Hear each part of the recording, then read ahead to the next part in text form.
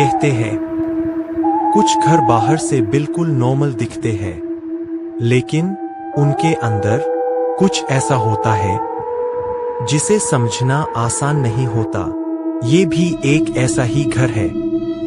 दिन में सब कुछ ठीक लगता था, लेकिन रात होते ही इस घर का एक कमरा बदल जाता था। उस कमरे में एक मिरर था, एक ऐसा मिरर जो सिर्फ चेहरा नहीं दिखाता था, बल्कि कुछ और भी। उस रात जब पूरा घर सो रहा था, एक लड़की अपने कमरे में अकेली थी। वो बस ऐसे ही मिरर के सामने खड़ी थी। शुरुआत में सब कुछ नॉर्मल था, लेकिन अचानक जब उसने अपना सिर हिलाया तो मिरर में उसका रिफ्लेक्शन 1 सेकंड लेट हिला।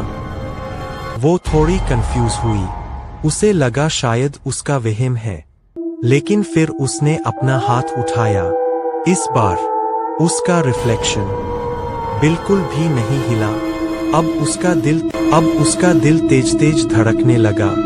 वो धीरे धीरे पीछे हटने लगी, लेकिन मिरर में खड़ी लड़की वहीं खड़ी रही।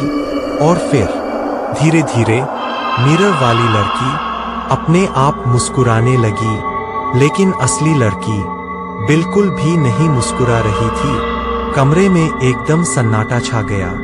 तभी मिरर के अंदर से एक धीमी आवाज आई, अब तू बाहर जा, मैं अंदर आती हूँ। अचानक लाइट्स ब्लिंक करने लगीं। कमरा अंधेरे में डूब गया। कुछ सेकंड के लिए सब कुछ बिल्कुल शांत हो गया। जब रोशनी वापस आई तो कमरे में जो लड़की खड़ी थी वो वही नहीं थी। उसकी मुस्कान अजीब थी, उसकी आंखें बिल्कुल खाली, और मिरर के अंदर कोई जोर जोर से दरवाजा पीट रहा था। वो असली लड़की थी जो अब उस मिरर के अंदर फंस चुकी थी।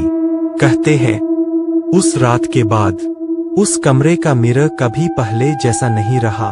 और आज भी अगर कोई उस मिरर के सामने खड़ा होता है तो उसका रिफ्लेक्शन हमेशा उसकी बात नहीं मानता।